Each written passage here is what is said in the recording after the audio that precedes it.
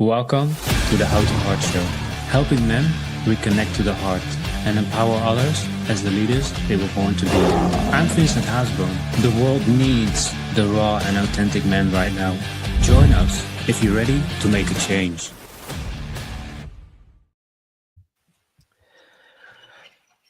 Hey, what's up, Lions? And welcome to the How to Heart Show.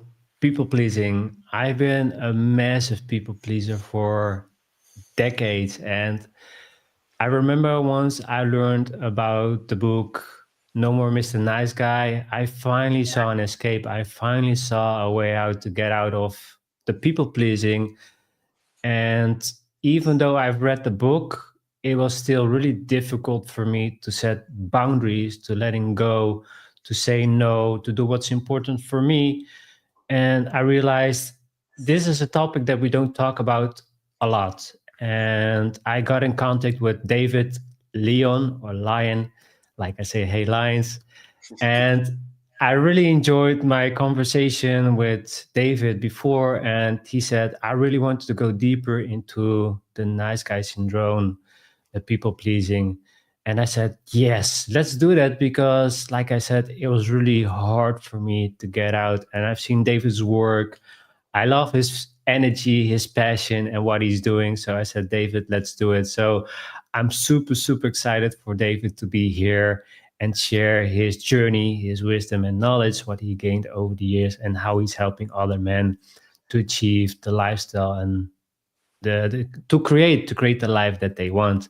So yeah, David, thank you so much for being here on the show. Let's go, Vincent. I love how my hair and the logo of your podcast look very similar. Actually, I might need to do once like this, and then it's almost the same.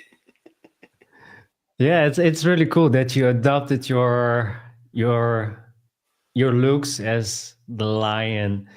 So Yes. that's pretty cool. So yeah, again, David, thank you so much for being here. So can you share with us in a nutshell who you are and what you do? I will do my best. I mean, I imagine that a lot of your guests say this, but I'm ever changing, so I can give you the status quo. And if someone watches this in a couple of weeks, it might be different. But who am I? I'm an incredibly passionate human being who's been on a path of spirituality, enlightenment, and entrepreneurship for my whole adulthood, basically. I've been a men's worker. I've worked as a men's and purpose and embodiment coach for many years, and in the past couple of years, I transitioned more into business coaching and helping people of all genders to really share their gifts and courageously live from their hearts in a way where that's not a contradiction to being in their power. So I really appreciate actually the name of your podcast, and it's become more clear that this is my core mission, is to help. So first of all, to embody myself, but also to help other people see that living in your heart is living in your power if you do it the right way. And we're going to talk about people pleasing, which is like, you could think it's like being too much in your heart, but it's something else. And so this split that so many people experience between power and being in their hearts, to just help people dismantle that and really live both and bring to earth the gifts that you're meant to bring. That's what I feel most passionate about. And things around this and entrepreneurship I could talk about all day and all night. And yeah, so good to be here. Yeah, that's why I love your energy, your journey, and the things that you do. And what really came to me is, because we're gonna go more into the people pleasing. How was it for you? Did you also suffered or struggled as a people pleaser, or was it something that came up to you like, oh, I see a lot of men struggling, I want to do something in this? Mm-hmm. So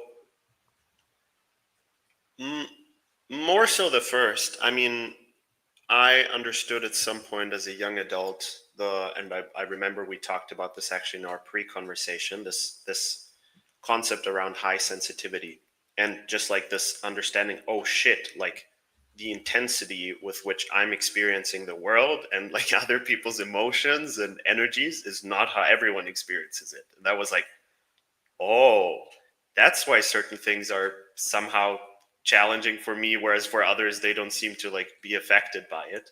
So yeah, I had this a lot, just like, you know, being in groups of people or even being in my family and being so confused by like everything I was experiencing and like not having context of like, why am I feeling what I'm feeling? Is this mine? Is this someone else's? So that's like this piece around high sensitivity. And the people pleasing, which I think is somewhat connected to that. Like I look at so people who are highly sensitive, and to be honest, I don't use that term very much, but let's just say people who perceive a lot, who are very perceptive, who are taking in a lot of information. Very often, their way of coping with not feeling fully safe in their relationships, and especially, you know, starting as kids, is to start like tuning in more and more to what other people are feeling and like trying to manage other people's emotions and experiences as a way to make myself safe. So it's like, oh shit, mommy is stressed, and when she's stressed, she doesn't give me attention. What can I do to avoid her getting more stressed? So it becomes all about like, I don't even know what I'm experiencing anymore because I'm so focused on what are people around me experiencing. And then I often even get praise for that, like people appreciate it. And so this is how this theme of people pleasing can become like a strong pattern in a nervous system. And yeah, I definitely had that. Like, first of all, sometimes just not feeling what is it that I want. And then also, and this I actually experienced especially strongly with men, this challenge that when someone has like super strong opinions, like they're super clear, like this is how it is, this is what I want, this is what we're doing. This challenge of like meeting that charge with the same level of energy and being like, wait a second, no, I'm not a clear yes to this. So that's like one very clear place where I experienced that pattern of people pleasing more with men, or like with people with a lot of charge and energy, was this kind of like being overwhelmed by someone being like very clear. So yeah, and you know, it's been a long journey of, you know, you could say embodying my essence and, you know, embodying who I am and like solidifying that felt sense in my body, where the more that I do that, the more I can stay connected to myself no matter what is going on the outside. And so I would say that is the first key to overcoming people pleasing, is to really, we could say, incarnate, like to really arrive as a being, as a soul in your human body, so that you can start sensing the difference between what is mine and what is like something else that has come in, that I've confused as mine. And that can be, you know, like coming from your lineage, from your ancestors, like something you've just taken on as a sort of like collective trauma or something like this. Or it can be like present moment thing, like, oh, I'm in the city, I'm walking on a shopping street, and suddenly I feel all those different things. So it's very helpful to like know the experience of, oh, this is what it feels like to embody my essence, to embody fully me, because then I have the contrast to like, okay, now I'm not doing that, right? If I don't have that clear difference, I don't know what is what. Thank you so much for sharing, David. And for me, it was really interesting on my journey for being the people pleasing, but also highly sensitive. And I stopped labeling it as well. But I also had the same. Once I learned I was highly sensitive, or that I am highly sensitive, and that I'm an empath, to use the label, I understood better why certain behaviors, certain things I'm doing, because it was really overwhelming me. It was really overwhelming me when I wanted to talk with somebody that was really, I knew it's going to be, this person is going to be explosive, or is going to be angry or upset, or I avoided them because I knew if I'm going to talk with this person, I'm going to feel all that sensations, what he's going to blast into me. And I never learned back then how I need to protect myself, how to use a cocoon just to block out certain energy or emotions. But also the thing that you said about the mother wound and also to protect, because I did that as well. I've learned when my mom or there was a moment that she was overwhelmed or whatever, I unconsciously took away the pain or I took away what she's feeling. So I took that on me and I was just this little kid. So it was so much and so intense, and I didn't even know how to do that, even though take care of my nervous system. And I feel like there's a lot of men that don't understand that they might be highly sensitive or an empath, but really to regulate the nervous system. I think that's also really overlooked, right? Yeah, absolutely. So on this point, let me share a second key on overcoming people pleasing. I learned this about 10 years ago in a training that I did. This teacher, I had this one-on-one call with a teacher. He was kind of a spiritual teacher. It was in the context of nonviolent communication, but like a very spiritual approach to it. And I shared with him how often I would feel overwhelmed and, how this sensitivity. And he was like, there is a difference between sensitivity and reactivity. Those are not the same thing. You can be extremely sensitive without being reactive. Very often they come together, meaning people who are sensitive are reactive as well. And that just means that you're a master in training, because high sensitivity enables you to perceive things other people can't perceive. It's a fucking incredible tool. Can we swear here, or do we need to be careful about my language? No, you can, but don't overdo it. I'll do my best. So it's a superpower, but it requires training.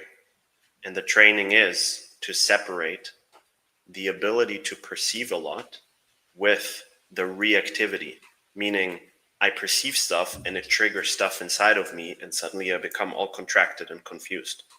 But they don't have to come together. It's just they're often like kind of like this intertwined, and we need to like put them as two separate things. That's interesting, because I learned that the triggers that I have or had was really a trauma response. Mm-hmm. So it was unresolved trauma. And I also did EMDR because I knew I tried so many things. I did energy healing, I did cold exposure, breathing exercises. I tried so many things, but for me, I couldn't move forward. For me was really the deep wound was the mother wound, and also when I wanted to interact with women, my body was just constantly in this flight mode, constantly in wanted to flee, run away, move as fast as I can, or avoid conflict. I was always avoiding it instead of the confrontation to go and talk about it. But something came to me that was really interesting, and I learned about this as well, is the nonverbal communication. And that's something that you don't hear at all. And I think the name that I learned from it was Marshall something. Marshall And Rosenberg. yes, exactly. And the jackal and the giraffe. And Yes. he explained how big the heart of the giraffe was. And I was so fascinated about the nonverbal communication. Can you share with the listeners what it is and how powerful it is? Yeah, sure. So nonviolent communication is a communication tool developed by Marshall Rosenberg. And the basic premise is that the language that we generally use is highly violent because it contains a lot of judgments, and we're usually not even aware that we are judging things. Like, oh, Vincent, you're such a da-da-da person.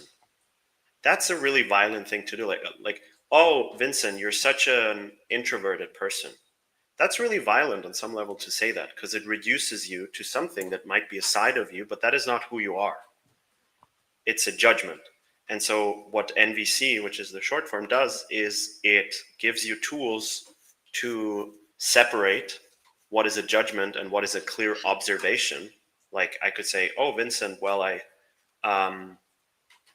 I've seen that the last 2 weeks you have not left your house. That would be an observation, right? There's no judgment in there. It's just what I've witnessed. And then, so that's one piece. And then the other is to understand that the source, or behind every emotion we experience, there is a need, a desire that we have. And if we can connect on the level of like to our own desire, and we're able to share that, it's much more likely that people are actually going to help us fulfill that desire. And a desire is something that can be fulfilled in many different ways. So for example, if I say, I need you to hug me right now, that's not fully true. There's some need that I have that I think could be fulfilled if you were to hug me, right? And then I say, oh, I really need you to hug me right now.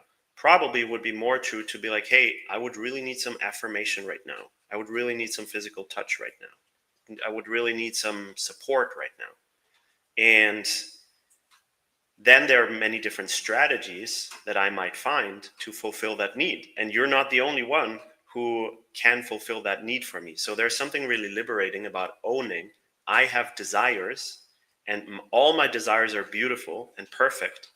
And the desires that different people have are never in competition with each other. What's in competition are the strategies with which we're trying to fulfill those desires. So I might say, oh, I really need self-connection right now. Let me go to my room and be by myself. And my partner might say, I really want to feel connected to you right now, and I want to spend time together. So then there are two different strategies. Like she wants to spend time with me, I want to be by myself. But there is probably a way that our two desires, mine for self-connection and her for connection with me, to be fulfilled at the same time. And so, I mean, I don't use NVC anymore. It can also be kind of limiting in terms of like the specific language and it becoming too mental, but it's an incredibly empowering framework to understand like, hey, every desire that I have is beautiful. And it deserves to be fulfilled. It's my responsibility to make sure it gets fulfilled. And the more clearly I can communicate about that and understand what is it that I need, the more likely people will be able to respond with care and with love. That's really well said. And I totally agree. For me, it was to say, once I learned about it, it was like, wow, this is really difficult because I felt like I have to change every single certain way how I talk. And I really need to think clear how I perceive this and how I need to change this. And I didn't feel really authentic in that moment, but it was really a different way of looking how I can be really aggressive towards somebody instead of if also like your example when you see somebody not getting out of that like and you tell them like, hey, what's going on, and you're really aggressive with asking him or her what's going on instead of like, hey, I've noticed that you're not getting out of your house, or I've noticed you're really closed a lot inward to yourself, so what's going on? So that's really, really powerful. And there's also a lot of resources and audiobooks that I highly recommend for you to check out and see what resonates. But for me, this was really an eye-opening that it can be also different instead of how we've been taught to talk to other people, but especially to ourselves. And I think we're so beating ourselves up, especially if we want to do something and it doesn't work out, or we want to talk with this girl and she doesn't respond how we wanted us to respond, and we're just gonna say we're not good enough. So I think it's also really good how we learn how we talk to ourselves, right? As men, because we're always like driven and forced, like, hey, we need to do this and there's no other option. And if I need to be man up and I need to be strong, I need to be tough, and I cannot show any emotion or I'm weak. Yeah. So I think it's also really good for us men really to be careful what we say to ourselves, right? Absolutely. And so on that note, I find it interesting that when we talk about people pleasing and these kind of things and trauma, there is a risk in focusing too much on repeating the stories of our past by kind of like retelling it on and on. And, you know, there's some nuance there, because I think having a narrative can help to make sense of things. Like, oh, I developed this because this was my childhood and this is what I experienced and this is what I was lacking. Like, there can be this kind of like, there's nothing wrong with me. It was like a natural adaptation to my circumstances. And I've become more and more precise, let's say, in just not repeating those disempowering stories too much. And I guess to make this practical, it's really good to track on the level of energy. Like, hey, does this make me come alive? Does this feel helpful right now for me to name something or not? And one thing that comes to mind is one of my mentors, Rob Kanzler. He told the story of one of his mentors, where she had like a, you know, some kind of big group experience, and one person was like, hey, I really want to share my story. It feels really important for me to share my story. And she was like, if you can make it the last time that you're telling the story, then the stage is yours. And that's really powerful, because yeah, we are storytelling animals, and making sense of our past is really important. And we don't have to keep on repeating it over and over, because our words do create as well. So if I'm like, yeah, I'm struggling with this because this is what happened in my childhood, and because of that, this is really hard for me, I'm giving that more focus than maybe is necessary. Yeah, that's really powerful, because I've done that for years, and it was really with the dating area of my life. And when I was talking to coaches, or coaches came to me, it's like, hey, I see you're struggling, and blah blah blah. I always use that victim mindset, like, yeah, I struggle with women and I don't know what to do. And I was always looking for easy ways out, instead of knowing that I have to take action. I Yes, have to walk up to women and start talking to them. yes, But I was always trying to look for ways to avoid the rejection, or yeah, to feel safe, or not to how can I say, beat around the bushes, because I was always going around it, instead of walking up to say to her like, hey, I like you, or I'm interested yes, in you. I was always looking for ways to avoid the rejection. And I kept using this script over and over again. Every dating coach that I encounter, it was always telling the same thing. And then suddenly I said, I need to stop, yes, because I'm just keeping saying the same thing. I'm keep telling myself the same old story, when yes, I know I have to take action. yeah, And I feel like there's a lot of people out there that does the same. They create this story, this safe place, so they don't have to take action. But I realize it's really important, especially for men, to take action, right? To really, okay, I know that I'm afraid. I know that this is really scary, but I know I can do it step by step, a little by little, instead of like, well, it's too hard. I did it one time and I got rejected, so I'm not good enough. So it's really stop using those lies that we're telling ourselves, and really start taking action. And I realized, okay, all these years I've been telling myself lies, and once I did, it was like, oh, it's not so bad. She might say I have a boyfriend, or she doesn't have time, but I stopped making it personal. And I think for yes, men, we make it too personal, right? yeah. Yeah, so I'll share two things on this. One is, the question is always, where does my taking action come from? Because it can come from, I'm a piece of shit, I'm worthless the way I am, and if I don't change my life, then I'm never worthy of love. That's not a healthy place to operate from.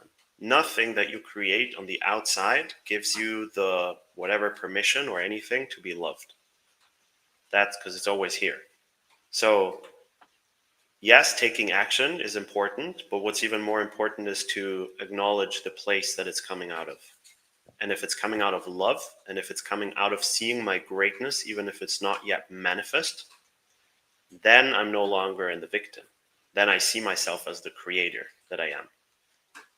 So that's one piece. And the other is, so we can start tying in the entrepreneurship piece a bit.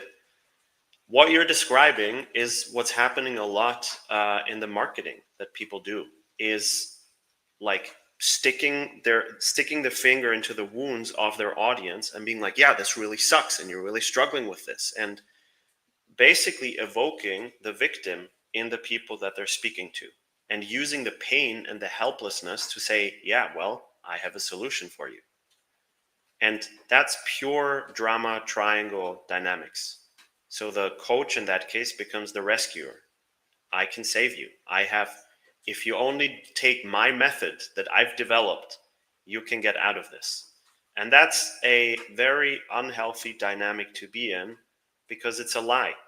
No client of yours is ever truly a victim. They might be in a lot of pain. They might have some struggles to work through, but they're never a victim. And so if you're playing into that as an entrepreneur, you're contributing to something that is not life-serving. And marketing does not have to be that way.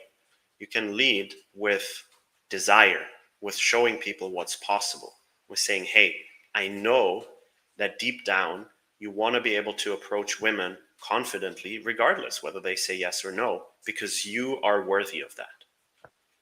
Right? So we can lead in a different way, and we can do marketing that pulls people up, that lights people up, that helps people remember who they truly are. So that's what I stand for when I do marketing. Is I really don't like this super pain point focused way of marketing, where you're making people feel really shitty for where they're at, and then basically saying, well, you have two choices. Either you stay stuck in this miserable situation that you are, or you join my offer. It's like a really just old way of doing marketing that, I don't think we need anymore. David, it's really funny that you mentioned this, because I also invested in coaching, and especially with dating coaches. And there was always this course that can help people. So it was, oh, so you're struggling with approach. Use this course, and you're rid of approaching. Yes. And then they realized a man struggling a lot with fear. And then a couple of months later, I have a new program for you, how to remove the fear out of your life forever. And I was like, oh, so this is how they do it. So they look for guys that comes with questions like, oh, coach, I don't know what to do with this. And then another guy, oh, I don't know what to do this. And they build just businesses around it for men. And sometimes it feels like a scam, because they always look for solutions that men create for themselves, or they put inside their heads. And they just like, oh, so he can finally save me. And there's no judgment, guys, because I've been there. I also did that. I was like, oh yes, finally a program, so I can now find a safe way to avoid my fear and remove it out of my life. But I realized fear is different. It has different meaning in my life now. But what I want to mention is they create this business models, or these systems and programs, for you to be hooked on them, on their savings. So it's always this repeat. You have a new problem, they come with a solution. You have another problem, they come with a solution, and they just fill their banks. And some dating coaches are really successful doing that. But I feel like this is not the right way to help people. This feels like this is only helping yourself. Yeah. And I agree with you. We really need to stop doing this, because if you do it now, you get a discount from this and this. It's like, when does it end? Yeah. And look, we can use all those marketing tools. We can use them for good as well. And again, it depends on where am I coming from? Like if I'm operating deeply from my heart, of course I can speak to the pain that people are experiencing. The main difference that I find important is, do I see the people that I'm called to work with as these victims that I can extract money from? Or do I see them as powerful creators that just need some remembering, and I'm here for that? So for me, it's mainly an energetic difference of where am I coming from? What is my intention? Am I coming truly from the heart? Yes or no? And ultimately, only people can answer that for themselves. So, because, yeah, our own judgments, of course, can always be projections of whatever, like, oh, my marketing is not successful. Like, let me shit on those who seem to be successful and say that they're doing something wrong. So, yeah, you can totally acknowledge the pain that your audience is experiencing, but the question is, and I know this pattern for myself, like, oh, look how petty and weak my this client is, and it's going to be so easy for me to sell them something really big because they really don't know anything, and there's so much that they need to learn.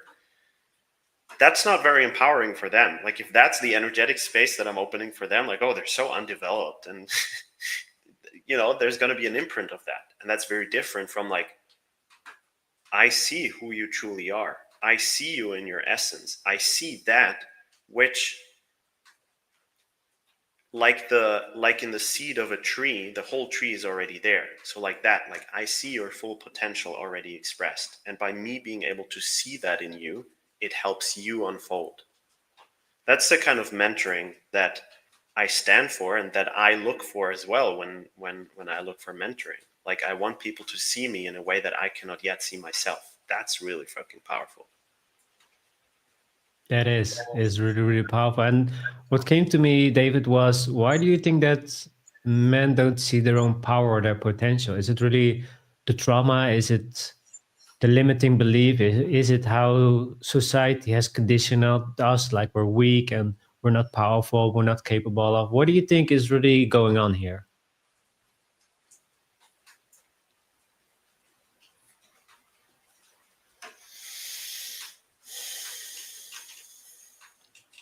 So, I think we could go into each of the things that you said and be like, yeah, that's the thing. I don't know what the core issue is. Like, I could make arguments for all of the points that you made. I think on some level, ultimately, it's a choice that each man has to make. And nothing externally can ever truly get in the way of me stepping into my power. That's an illusion. Now, we could speak to systemic issues of how men have been taught to disconnect from their hearts and to, like, be, we could say, like, overly masculine with themselves. So, like, unhealthily masculine with themselves, like the super disciplined warrior that cannot rest and cannot relax and cannot enjoy life. Yeah, we could say that.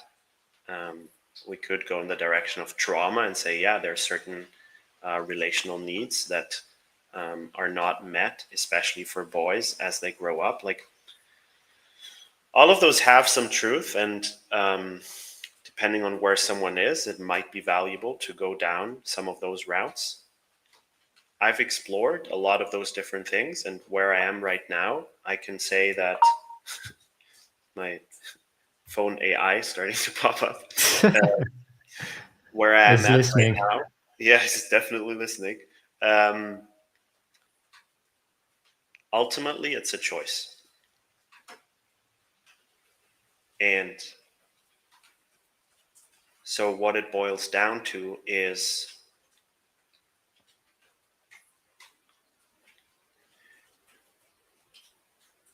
I've had this realization in the past few weeks that I always, like, for many years, I thought that, so I highly believe that we are moving towards heaven on earth. We're moving to a kind of paradise, even if it might not look like it right now, because there's a lot of crap going on. But I believe that it's almost like a destiny, that we're moving towards heaven on earth. And I always kind of thought that heaven on earth is something that sort of like emerges, that just, I don't know, like somehow like happens if we just listen enough, like if we just create enough space. And I guess I still believe that, but I've realized that there's something more proactive that is part of that. It's like, with my intentions and with my words and with my actions, I create heaven on earth. It's my creation. It's not like I witness heaven on earth coming through. No, like I'm part of the creation of it. And part of that is I own that I'm a really freaking powerful creator.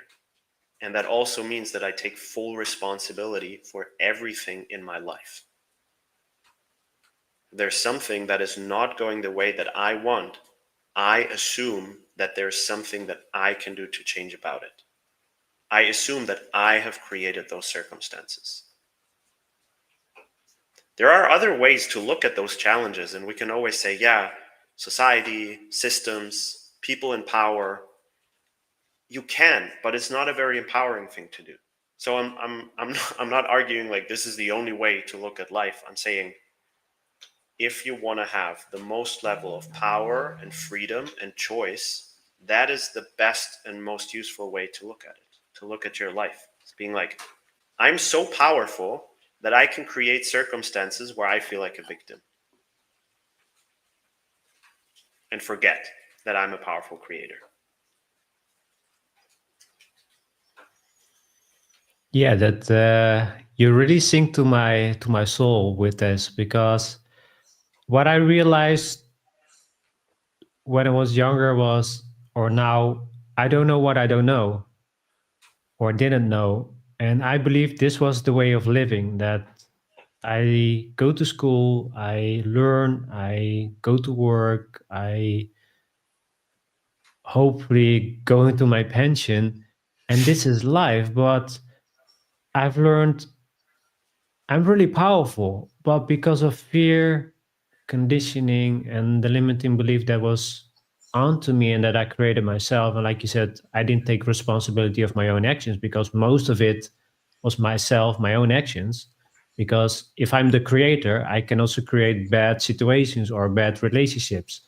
So me stepping into my power changes everything for me, because I learned I'm in control of my life. If I am with somebody in a relationship and I don't like this person, or I don't like how it's going, I can say, no, we're gonna stop. Not like, hey, you're a bitch and we're done, but say, okay, I feel something is off here, and maybe you feel it too, and maybe it's best to be a part of ourselves and not stay in a toxic relationship, because I stay in fear. And I realized if I stay in fear, I'm limiting myself of creating more things. Like I said, I said this in many videos, I lived most of my life in fear for decades. And I believed if I stay safe, then I will be safe. Yeah. But I will never create new experiences. I will never know how things are, or something I wanted to experience or go into a new relationship. I wouldn't know if I keep myself safe. And plus, like you said, we have so much power. We have so much creative energy. We have sexual energy. We have so much potential that we don't want to see. And it was a lot of fear for me to see my own power, because then I will grow. Then I will get above the crowd. I will have different beliefs than other people have. So it was for me to keep myself small, so I won't have any conflicts. I won't have any judgments, or people say, oh, look at Vincent, he's doing this. And I just avoided, or I did those things so I didn't have to be confronted. Yeah. But now I realize, after so many years, and what I'm doing now is I really discarded myself. I never saw how powerful I can be. And getting really emotional, because I not wasted, but because I didn't take any action because of fear and not believing in myself, I never realized what I'm capable of. Now I do, but I could have do it before that, before I started the journey. And everybody has their path, everybody has their journey, but I see a lot of people doing the same stuff, or man, they're doing the same thing because they're afraid to step into their power. And I also did a course years back to be really my raw authentic masculine power, and it was so scary to be really fully into my power, fully like growl and shout and express myself. And I just said to myself, I have to change. I have to change myself and who I am, because I know if I'm gonna do the same things over and over again, I'm gonna be having the same results in my life. And Yes. like you said, the life can be magical. We can create, we can manifest, but if we don't believe in ourselves that we're not capable of, then life will become hard, dull. We become lonely, sad, and we're gonna go into ways that we don't want to go. And I'm on a journey like you, or what you mentioned is, if we want to create a better world, we have to create our own world first. So healing ourselves, healing our traumas, find the desires, what ticks us, what makes us happy, what do we find love in, Yes. express ourselves in, and really be authentic. And we're really losing the disconnection, we're really losing the connection with ourselves, right, David? We need to start connect with who we truly are, right? Yeah. One way to frame this that might be helpful for men. I'm a big fan of integrity. Like, being in integrity is really important to me. Like being a man of my word and being, following through on my promises. I think there's like a masculine quality there that a lot of men can connect to. Like, I want to be known to be someone who does what he says he does. Would you agree that that's like a quality that a lot of men find really important? Yeah. Cool. For me, being really honest with what your biggest visions and dreams are and living them and making them your highest priority is a matter of integrity. In other words, if I ignore my greatest visions and if I don't orient my life around making them a reality, from my perspective, I am not being in integrity.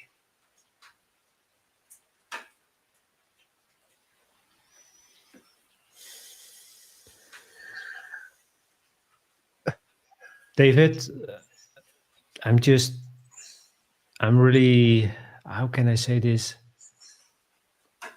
I'm so intrigued in the way how you discuss things, how you talk about things, and you have so much knowledge and wisdom, and I'm really, really grateful for it.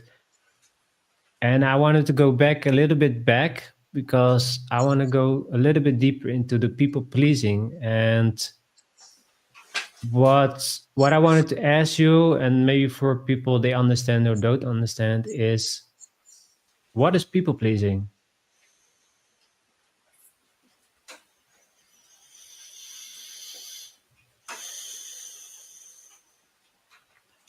People pleasing is an attempt to make myself feel safe by making the people around me happy.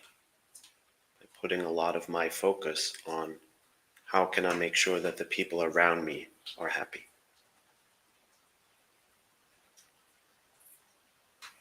That is people pleasing. So we could say it's a very egotistical thing. So that's a big misunderstanding about people pleasing, like thinking, oh, it's about others. It's not, it's about you. You feel uncomfortable when other people around you feel uncomfortable. Like, it's hard to handle my own stress when someone around me is stressed. So then I start like managing their emotions. I don't do that out of love. I'm doing that as a survival mechanism because I feel unsafe with their discomfort. That for me is the essence of people pleasing. Yeah, I agree. I agree what you said. And for me, the people pleasing, if I can speak from my own experience, what I realize why people please is, it's also a part of the trauma of what happened, because I never really dealt with it or cope with it. So I look for coping mechanisms for me to deal with certain situations. Mhm. And for me, people pleasing, I believed, if I just please this person, then I won't have any conflicts. I won't have any problems. And also, I created this perfectionism. Yep. So at work, I try to do everything perfect. So they would never come to me and say, "Oh, Vincent, you didn't do this right," or "Vincent, next time you need to change this because this felt for me as a failure that I didn't do something right." So I had times that I was working myself off, or I just worked overtime just to finish it or perfect or make it perfect, so I don't have any problems with this person, or they're gonna be angry or upset, because in my past a lot of people were angry with me when I did something. So I built this mechanism, these strategies for myself to keep myself safe. But I wasn't really honest with myself, and I was really damaging and putting myself through so much pain. I also listened to audiobooks, and there was also about people pleasing. And there were guys that just, they were afraid to say no. And they just, a colleague comes to him and he gave him work, and he's like, "Okay, yeah, can you do it?" And he never set any boundaries. They didn't say no. And he said, "Yeah, yeah, I will do it." And the colleague said, "Yeah, you need to finish it by tomorrow." So this person worked overtime to get it done. And I was thinking, like, this is just me. And what the hell am I doing? I'm just working somebody else's job, or I'm doing more work than I can handle. And I'm getting into a burnout or a breakdown, or I just get frustrated and angry at this person because I don't set any boundaries. I didn't say any no. So for me, also, when people pleasing, I was really afraid to say no, because out of what could have happened, or if this person gets angry or talks back or talks shit behind my back or whatever. Or I wanted to create this perfect image of myself, and I cannot live up to it. I was wearing this mask every single day, and sometimes I just broke down and I cried, and I told myself, why I keep doing this? I know that I cannot live up to this. And it's really sad for men going through the same phase of people pleasing and not figuring out what's going on. And for me, it was really the traumas. I know it's labeling, and I know but I needed to go to the root. I needed to go, where does it all started? And what I've discovered is really a part of the trauma. And later on, I'll create certain behaviors or coping mechanisms, because for me, it was also a way for me to cope was pornography that I did for 20 years, because I didn't know how to resolve it in another way, or I can do it more in a healthy way. And people pleasing is one of them. It's really difficult for men to get out of it. So what do you think is the root start? It's really for men to, oh, I'm gonna start people pleasing, or unconsciously, because they think it's the safe way to do.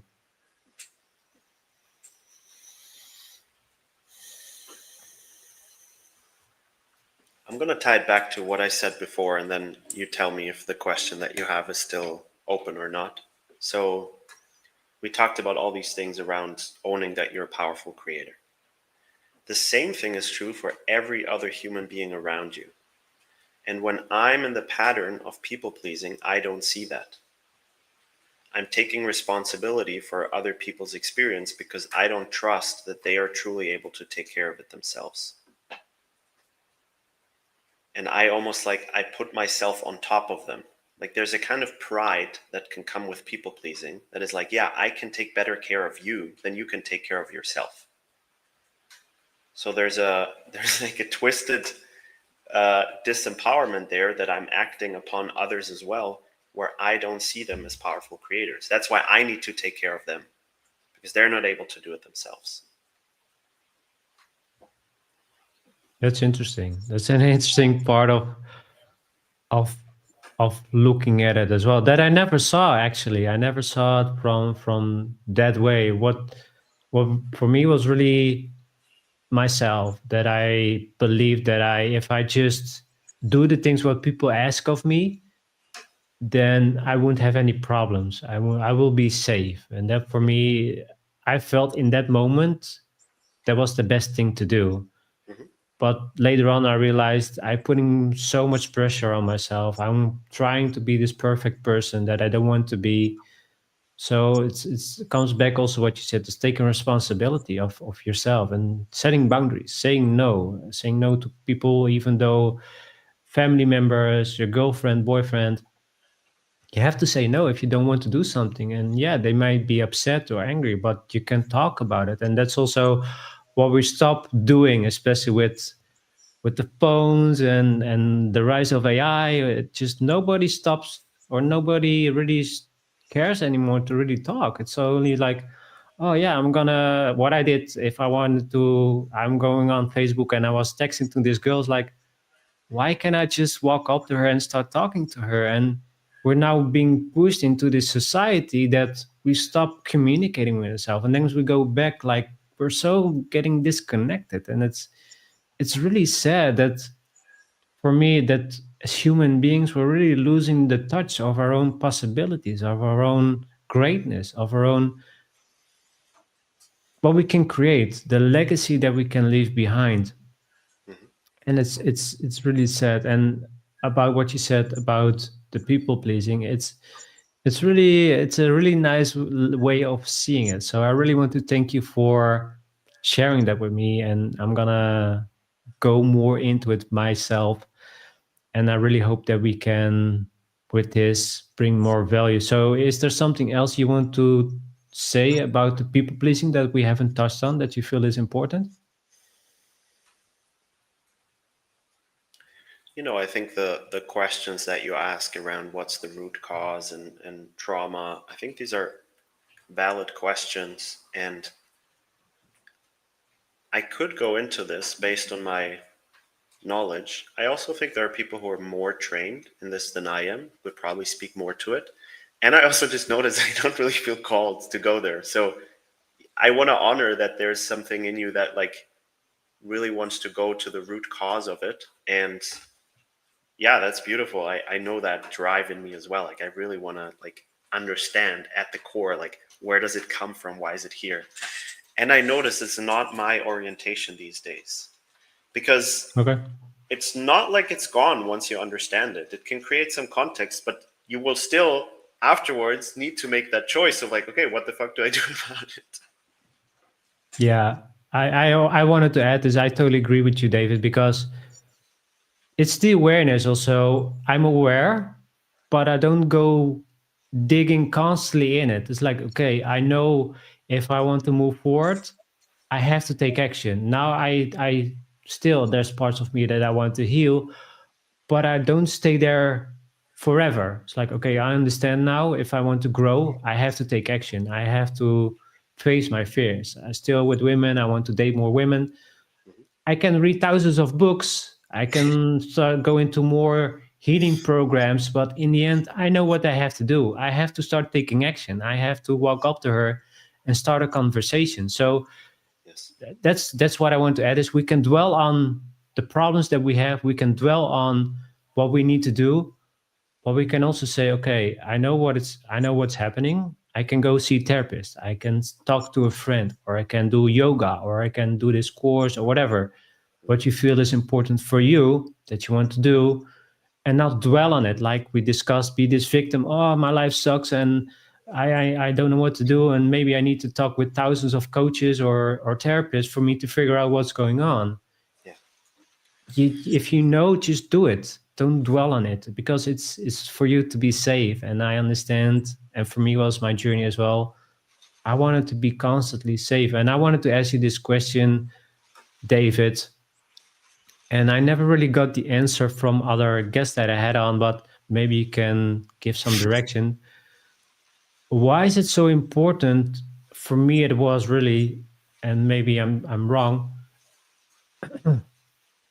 Is it important for us men to feel safe in ourselves, within ourselves, in our environment, in our world? Or is it something that I don't really see? Well, the men, okay, we feel safe, but it doesn't matter. You need to keep pushing, you need to keep going. It ties into what I wanted to say anyway on the topic of people pleasing, which is, I think ultimately comes down to self love. Hmm. Being in the pattern of people pleasing is not the highest form of self love. As you said, like there's an intelligence in it, like it's an adaptive response. to an environment. But if I want to fully love myself, then people pleasing is not the way to do that, because it's neglecting myself. It's not taking myself at full value. And the same goes for safety. I think that there's a certain risk to externalize safety too much, because we can always say the world is not a safe space, a safe place. Like, I can always find evidence for that.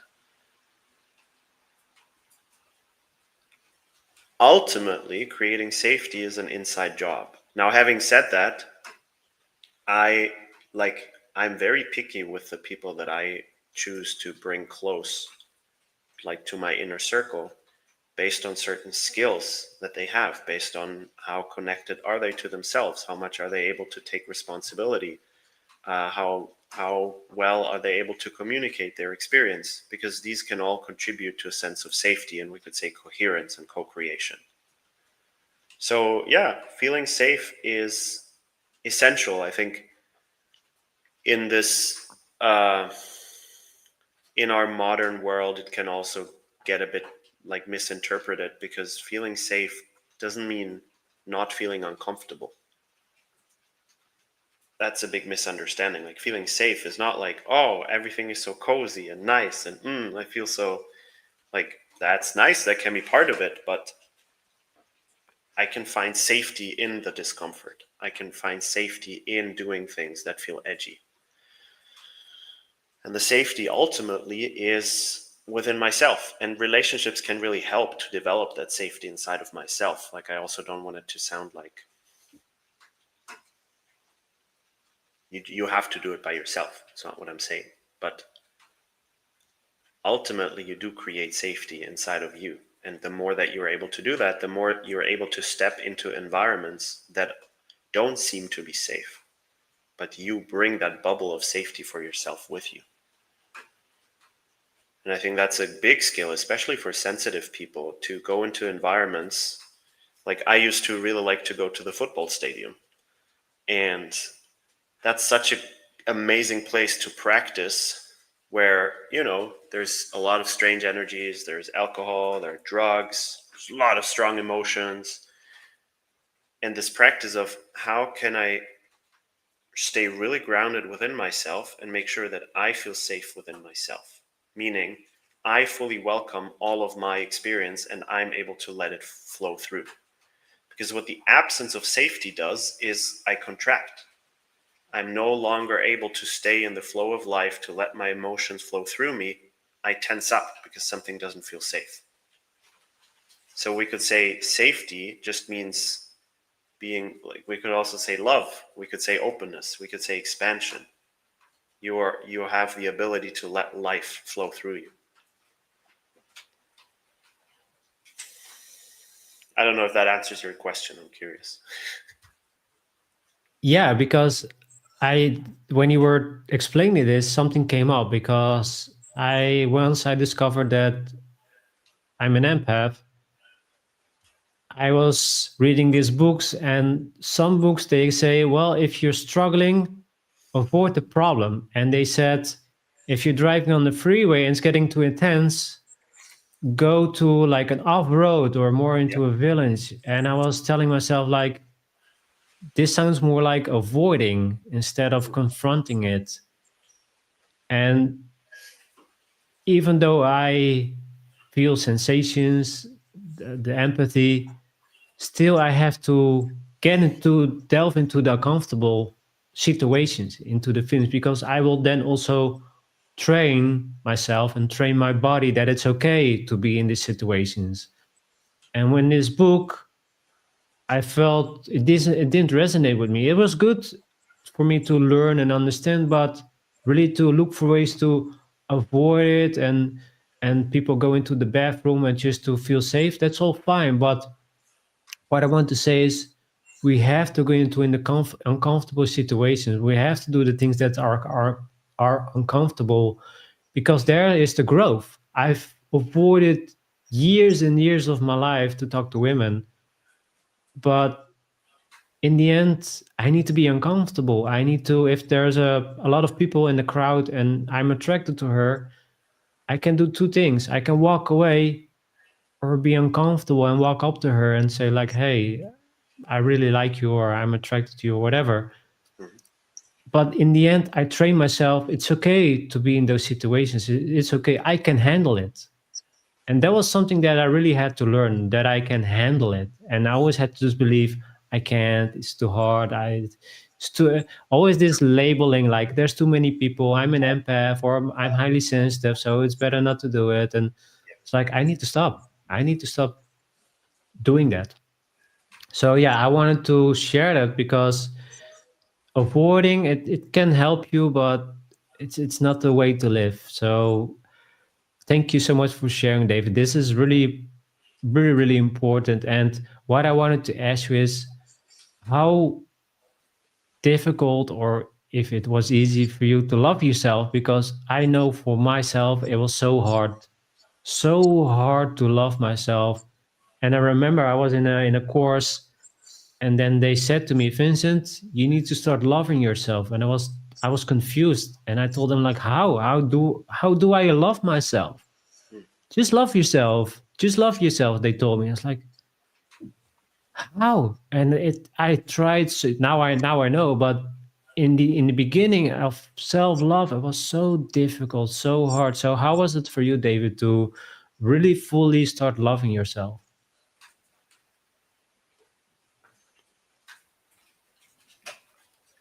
I remember that as a teenager, when people were talking about love, I did not have like I didn't really understand what they said. Like I didn't have like a felt sense reference of like the warmth in my chest and like the sensations that I would now associate with love.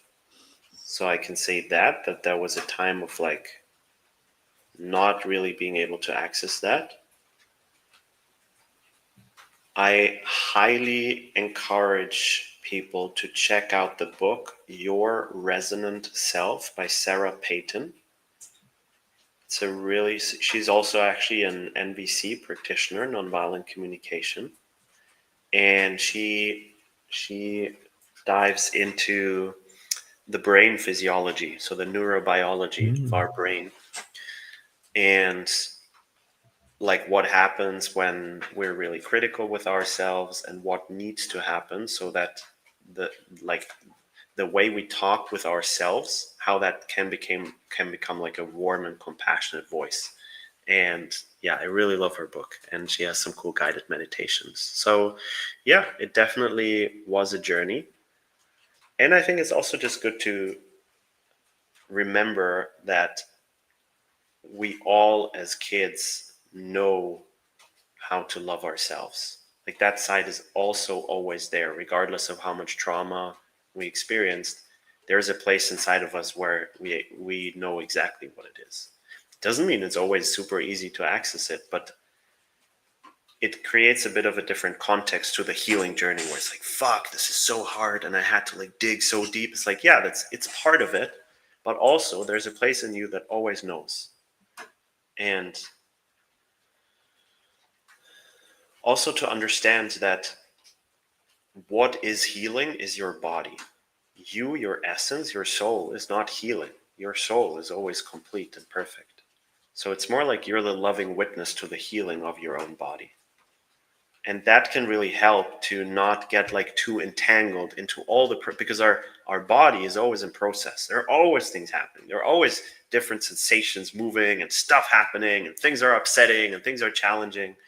And if I can relate to it from this place inside of me that is already complete, I will have a very different experience because I will feel less. For example, I remember I had this thing in my early 20s where I would like, whenever there would be an emotional process, I would go like fully in, like all in, with the hope that like maybe this is the last process. Like maybe once I go through it, I'm healed forever. And so I would really overwhelm myself by like, you know, like no regards of, okay, like what are my energy levels? Does it really make sense to go into this right now? Just like throw myself fully in, desperately hoping that I would come out on the other side and the processes would be over. And after some years of that, I was like, I think this assumption is not working. I think I need to do something else. And yeah, I think we can find a way for our unfolding to be much more graceful and to be much more, yeah, that's also happening. While I'm deeply connected to my ever-shining essence that is perfect and glorious as it is, yeah, there's stuff going on and I'm always learning and I'm always growing. That really helped me make this journey that I'm on so much more enjoyable, and where I'm not waiting for anything to be over.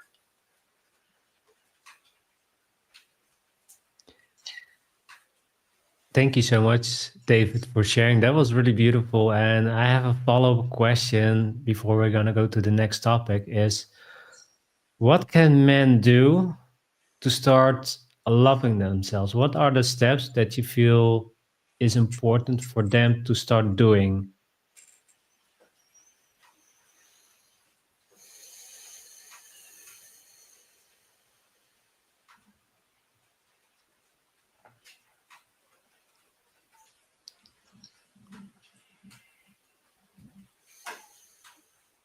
So it's gonna look different for every man. Like I could give you a 7-day implementation plan and it would probably fail to speak to any man specifically, even though I know we really love having like the tell me what to do. But even in the tell me what to do, there's already a hint of disempowerment.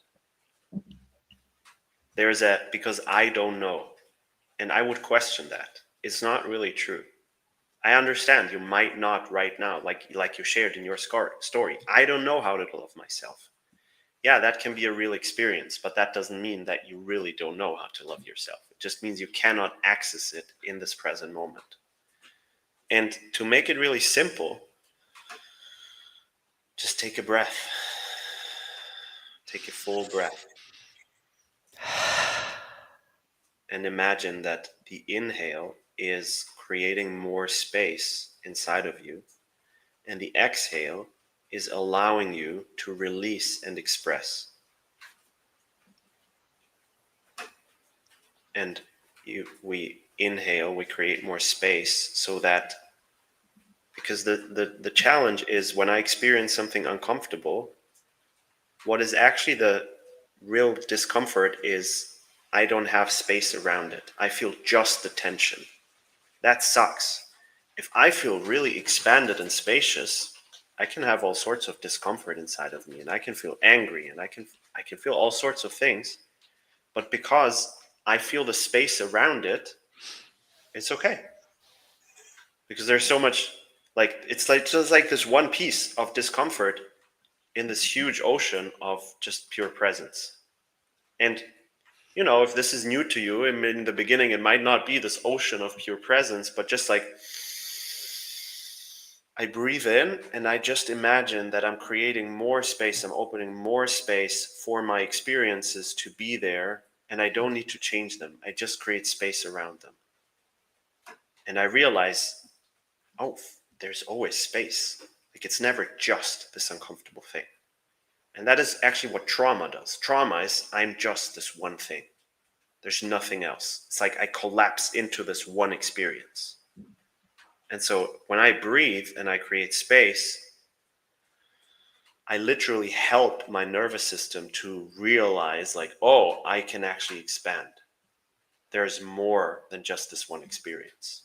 There's more than the self-hatred or the negative self-talk. And then with the exhale, I support my body to release, to bring more movement again to those things that were stuck. Because as long as all my experiences inside of me can move, there's no suffering. There's no struggle. It might be intense. Like if a wave of anger is coming through me, yeah, it's intense. But as long as I have enough space for it to move through, it's over in 90 seconds. Just moves through.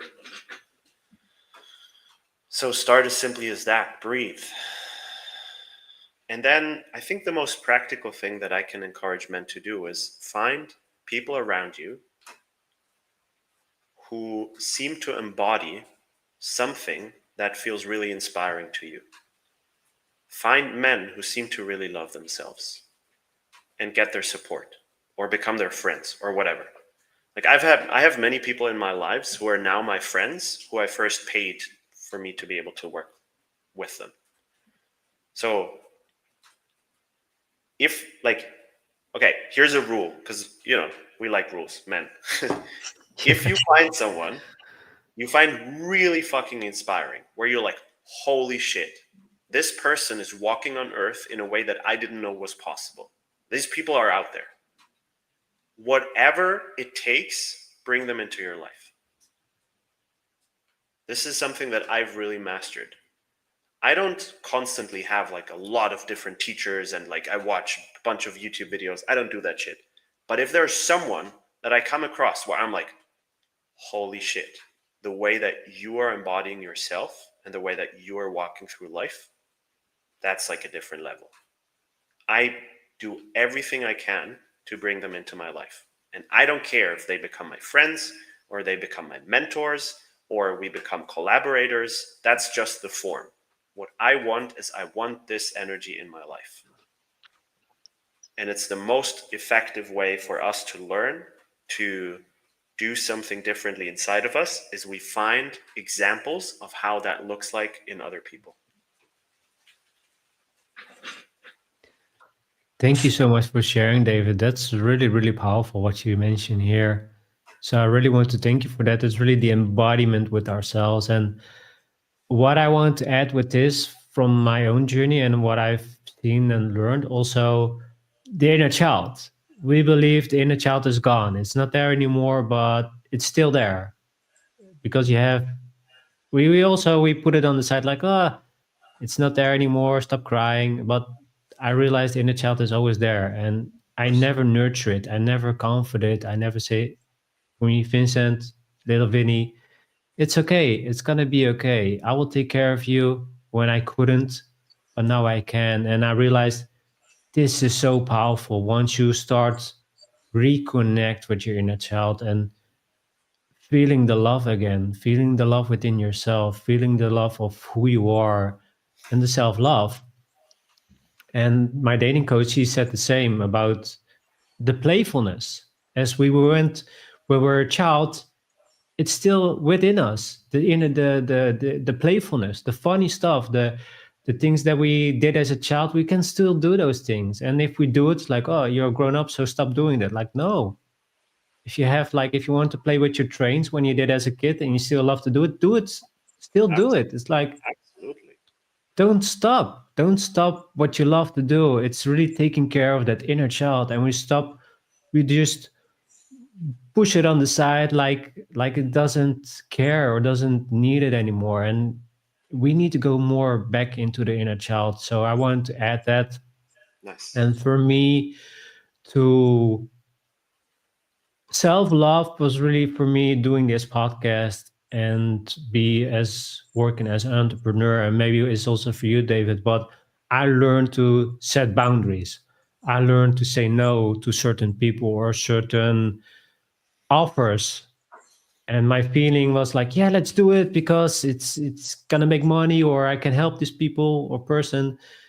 But I felt like, no, this is not really resonating or not really aligned with me. So doing the work that I'm doing today, creating self-love, is really setting boundaries for me, saying no when I have to, walk away from people that I need to, or that's really not respectful towards me. Be respectful to myself. Having self-love to myself is really, really important. So that's are my tips that I can give to men are listening to this. And Let me add one more piece here, Vincent, because I think it's going to for sure, tie all the things that you said together. And, this will resonate with some people and will not with others, and that's fine. Like, really, anything that I say, take what's useful, push away everything that's not useful. But the essence of all the things that you just said is learn to trust and follow your own energy. Because why the hell should I not play with trains if I feel really excited about it? Only because I have some idea in my mind that I shouldn't be doing that, right? So I add something on top of my life flow that tells me, oh, that's wrong, or you shouldn't be doing that, or you should be over it.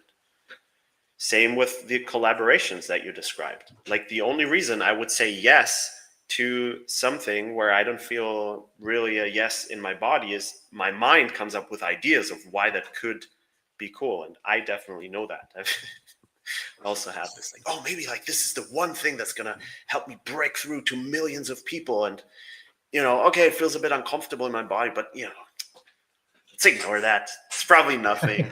Or even with clients, you know, like someone wanting to pay me a lot of money to work with me. And I'm like, yes, money. But my body's like, oh, that really doesn't feel right.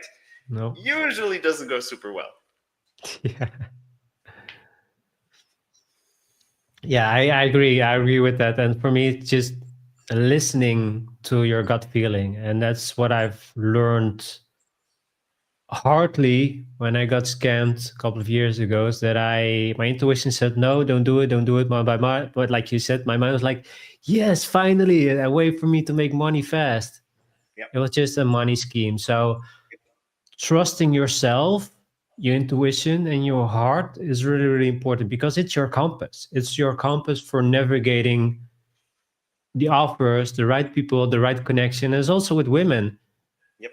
she can be super hot, but if she has an attitude and she's really bad to you, why would you stay with her? Because she's hot and she gives you status and she looks good on the side of your arm? I wouldn't date her. If she's really mean and she doesn't care, she makes fun of me about her friends, with her friends, I don't want to be with this person. And I will know right from the beginning, I will feel the red flags. I will feel, it's also self-love. If you feel red flags, don't do it.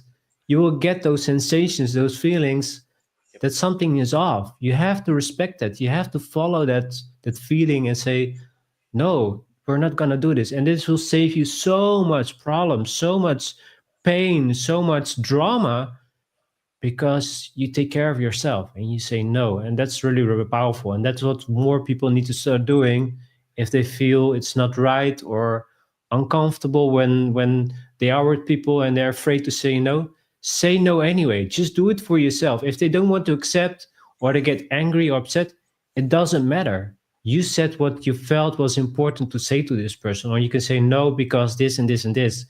It's off your chest. You don't walk with it, and you can see how this person reacts. Maybe he or she will say, oh, thank you so much for sharing. Or they'll say, you're such an asshole. Why are you doing this to me? So you will know. It's like, okay, this is not the person that I want to be with. So I want to add this also with the self-love, is doing those steps. It will bring you closer to self-love. And what Dave beautifully said, if you want to play with trains, play with trains. Don't be ashamed of what other people think. You're here for yourself and you're not selfish. You need to live the life that you feel is important. Don't be in this ego mindset and just me, but do what's important for yourself and live from there, and it will bring you magic. It's so powerful. So David, I had two more topics actually, but I want to bring it close to the end, because I also have another call in an hour. So I want to slowly bring it to the close, but I want to squeeze in the two topics. The first thing that I want to add is the masculine and the feminine. I think that's also really a good way for us to touch on. What is the masculine and the feminine energy?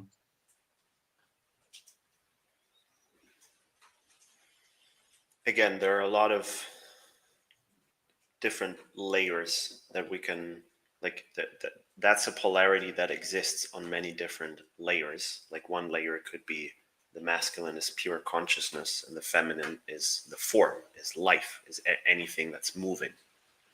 That could be one way to describe it. When it comes to ourselves, the most useful frame that I have found that is also less charged than using the words masculine and feminine, which brings up so many associations in people and creates so many confusions around like, oh, I'm a man, so that means I should be more masculine than feminine. And that's bullshit, because you want to be all of you. You want to have access to everything that you are.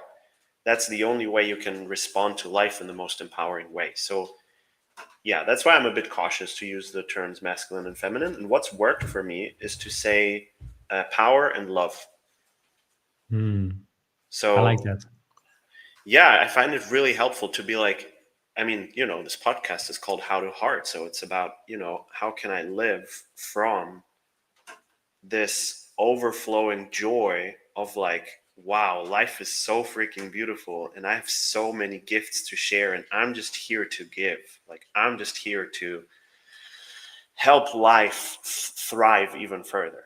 That is for me the heart. And it's like seeing the beauty in everything and like the desire to connect and the desire to share. So that would be my heart.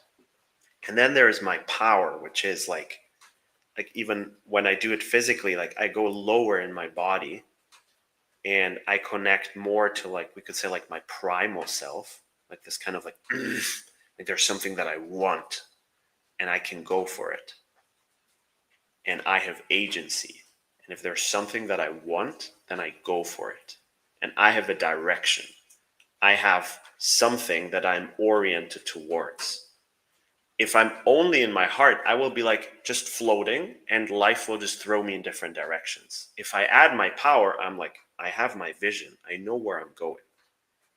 I meet everything that's on the path with my heart. I can love everything that arises. Like nothing is ever truly in the way if I can meet it with my heart, but I still have a clear direction. I still have a clear focus. I have a mission that I'm here for. And I'm able to assert myself. I'm able to take a stand for what I want. I'm able to guide conversations to say, hey, let's not talk about this. Let's talk about that. I'm able to co-create relationships. I'm able to say, hey, I don't want to get lost in this dynamic. I'd much rather want to do this. I'm able to initiate sex if that's what I want. I'm able to set boundaries. So that is power, or some examples of how power can show up. And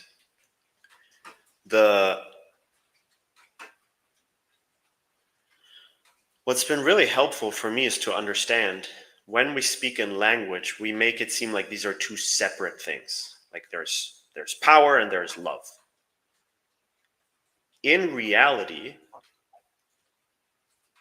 this can be a bit of a mindfuck. So for those listening, and also you, Vincent, I invite you to just like relax and see how this lands.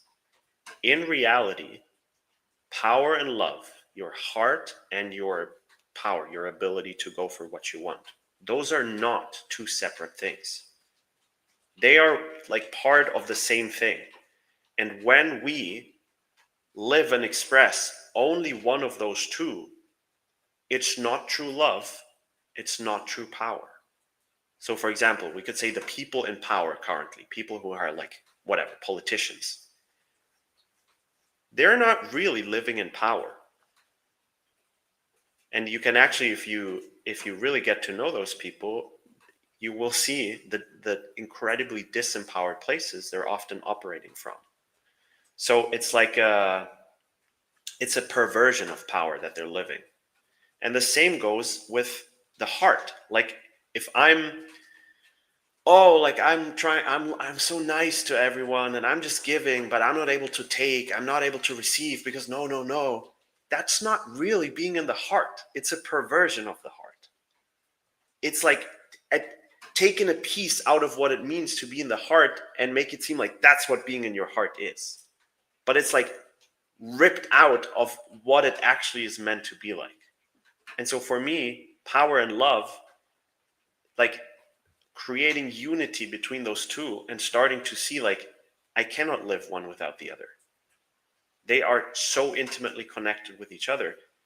That's what mastery is about. And that's what living a life of being able to go for what I want, being able to assert myself, and being able to meet everything with this like unconditional, non-judgmental presence.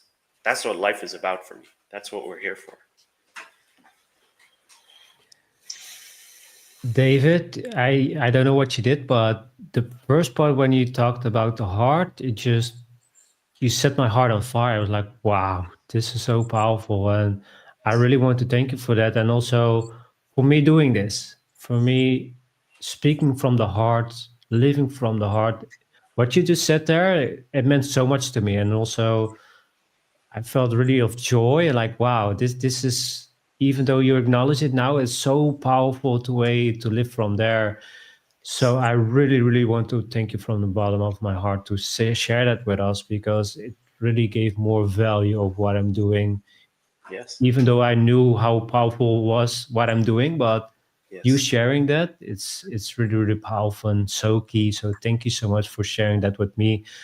And the last part, what you said about the, I'm going to use it as well, the power and the love, because the masculine and feminine is really like generic. It's more like see it how it is. It's, I was so in my feminine that I operated from only my feminine, and it got me not in taking action.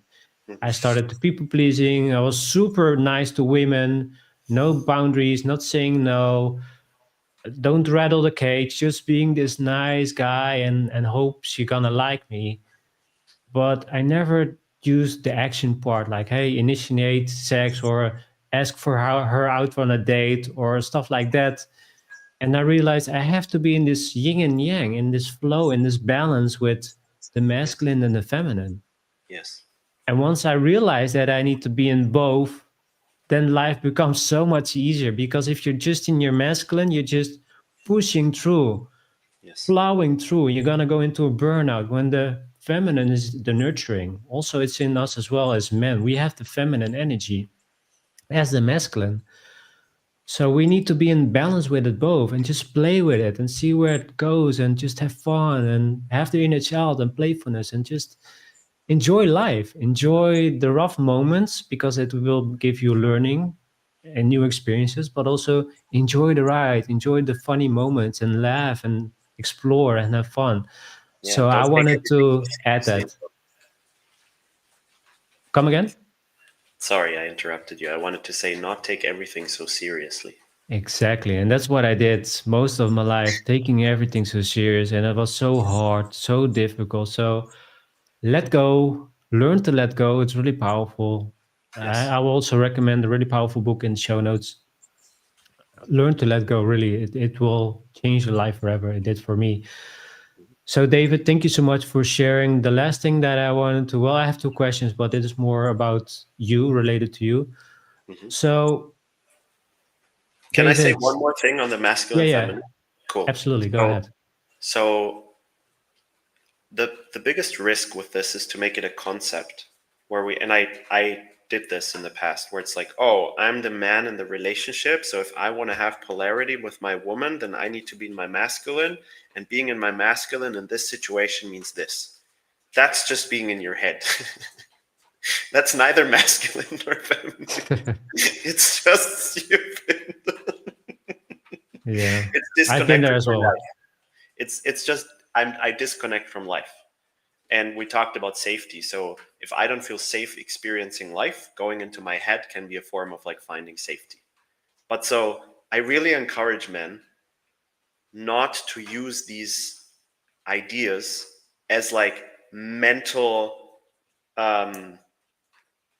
like to push myself into being something that might not feel resonant in me, because your masculine embodiment is your unique masculine embodiment. It will look different for you than for any other man. So don't try to like perform something. That is not going to help.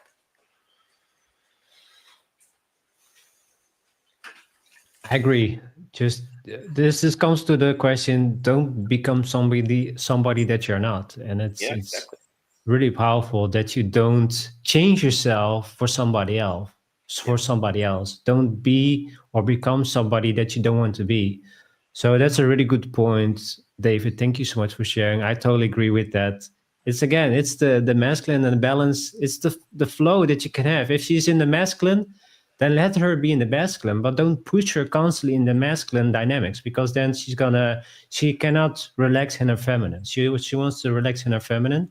So you need to be both in this playful dynamic, but it's the experiences, it's the learning, and it's all part of being a relationship and being with the right person. So yeah, thank you so much for adding that, David. I really appreciate it.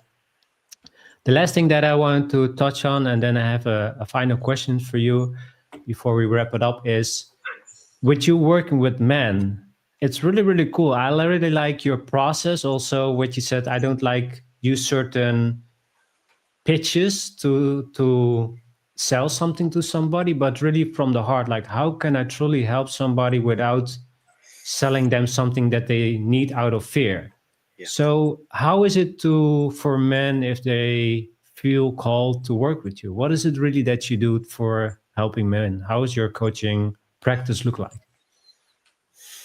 So I have my business side, which obviously that only makes sense for people who are on an entrepreneurial path. And yeah, that is like bridging the energetics of a lot of what we were talking about with actual strategy and understanding how to run a business from a strategic standpoint without disconnecting from your body. And I'm not going to go too much further into that because you asked more about the men's work that I do. So what I can say is that I love supporting men in longer term processes, so like 6 to 12 months. And it's men who, so if you're listening to this, you might have a sense of like, oh, I think life could be so much more awesome than what I thought it could be like. And the people that resonate with me, they just feel that I've come to a certain level of embodiment of power and love where I don't trade one for the other. Like I embody both at the same time. And so there are men who deeply resonate with my approach. There are other men who really don't resonate with my approach, and that's totally cool. And then if people work with me, we usually meet on a bi-weekly or monthly basis in a call, and then we are in touch in between sessions and see what kind of action steps want to emerge. And often it's like, one session is like super slowed down and it's like connecting to this really tender side of you. And then the next one is like super practical, action oriented to be like, I don't know, like, oh shit, I don't have the kind of friends around me that I want to have.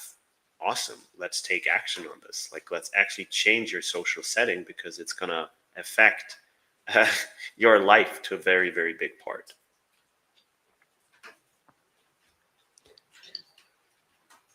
Thank you for sharing, David. The question that came up to me that I really want to ask, because you also mentioned that you choose the right people into your circle.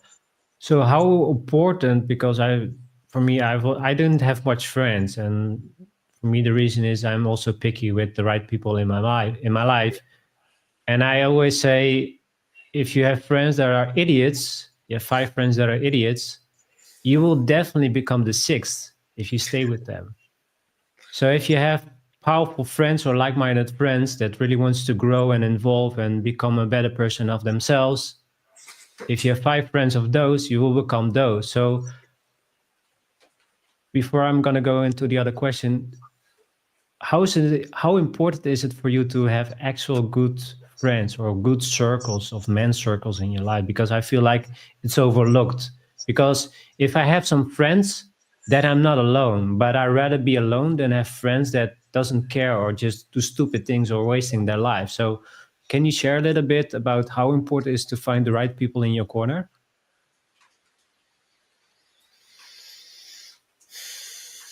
Yeah, I mean, obviously it makes a huge difference. And I think the easiest way to bring the right men in and the right friends in is do the things that actually excite you. Like it's by far the easiest way to meet like-minded people is if you just follow your passions.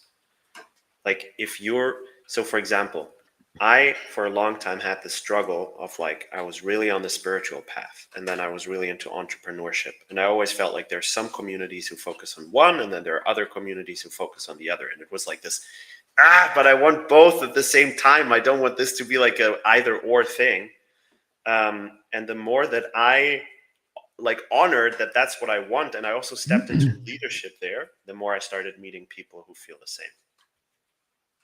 And I can also say that depending on where you are on your path, if you are on a certain level of leadership, it's really a lot about initiating yourself and no longer waiting for other people to do things that you want to do, but like you are the driving force.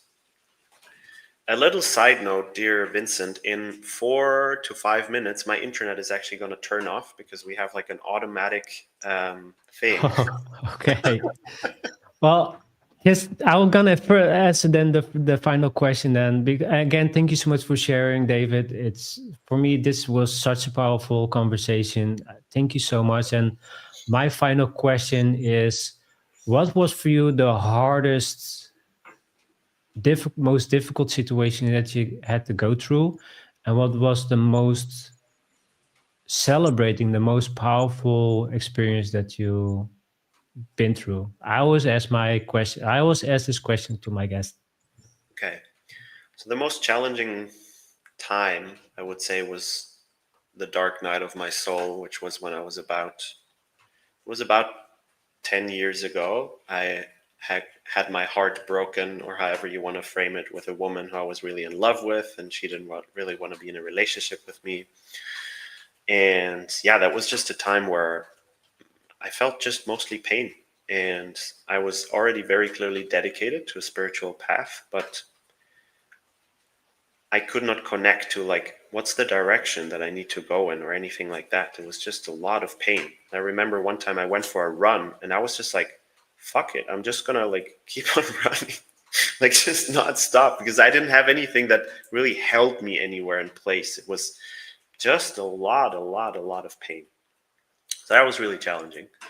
And my most precious moment is very recent. In the last few weeks, and yeah, like 1.5 months, I had many moments of deep awakenings and of just like seeing super clearly me as a soul and who I'm meant to be here and how much I have to give, and that I'm here to give. I'm not here primarily to get. I'm here to give. And it's so beautiful to live life from that place, like to live life from that overflow. And yeah, a couple of those moments where my heart just felt like exploding in joy and love and gratitude and appreciation. And so like all my thoughts of like, can life really be that amazing? Like there were these moments of like, yep, it can. It totally can. Well, David, really from the bottom of my heart, thank you so much. I've learned so much from you. I really love the conversation that we had, and this will give and bring so much value, and I cannot thank you enough for your time of being here. So I really appreciate it. Thank you so much. Thank you for inviting me. So much fun. Appreciate it. Yeah, absolutely. Thank you so much. So before we're going to go, I will put everything in the show notes that you want to mention, but how can the listeners follow you? And if they resonate with what you do, how they can work with you and contact you? Yeah, so you can find me under Somatic Biz Coach David, both on Facebook and on Instagram. I have a website. It's called 𝐻𝐸somaticbusiness.com. It's not fully launched yet, but you will find some information about me and it should get ready fairly soon. But yeah, best places are Facebook and Instagram. If you look for David Lyon or Somatic Biz Coach, you're going to find me. And yeah, feel free to send me a message. Also, just to share like what came up after this episode. Yeah, I always love connecting with people and hear from them. Okay, we have Awesome. 1 more minute, just so you know. My just gonna yeah. I'll wrap it up. So yeah, again, thank you so much, David. I really appreciate it. And yeah, it's been a blast. I've learned so much for you, and it was an honor for you having you on the How to Heart show. So thank you. Thank you so much, Vincent. Well, guys, you see, time is limited. So again, David, thank you so much. Guys, thank you so much for joining us on the How to Heart show. It brought you a lot of value. I don't say I hope, I know it will bring you a lot of value. And thank you so much for staying and being here with us. So yeah, don't forget to like and subscribe on the How to Heart Show on YouTube. And you can also follow me on social media. And you can check my journey there as well. So David, thank you so much. Thank you for being here. Thank you guys. And I will talk to you soon. Take care and Ciao. bye.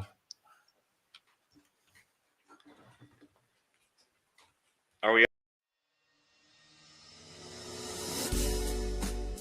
Hey Lions, thank you for listening. Glad to have you on our journey to the authentic self. Want to learn more to embrace your potential? I invite you to keep listening. Do me a favor and smash the like and subscribe buttons, as this helps the show reach more listeners who need to hear these messages. See you next time.